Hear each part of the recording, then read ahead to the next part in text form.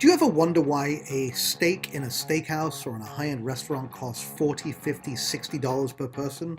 When you go to the supermarket and you see a steak in the shelf there for, 14 or 15 bucks? Well, here's the thing.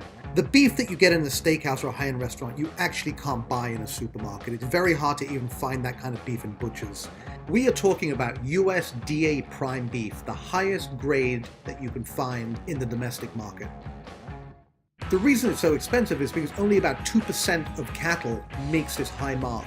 And it's not just that the beef itself is expensive. The way that beef is presented in its best way is dry aging it, and that is also a very costly process.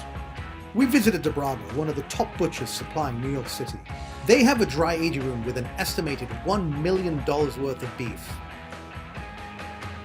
Here you see short loins and rib sections majestically aging in a temperature-controlled environment. The whole reason for this is to extract moisture, tenderize the beef, and give it added flavor.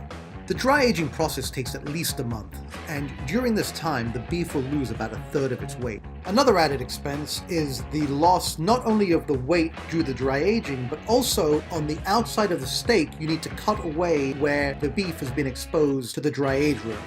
So a 25 or 30 pound rib section that comes in might only give you 7 or so rib steaks at about 22 to 25 ounces each. And now you know why steaks are so expensive in steakhouses.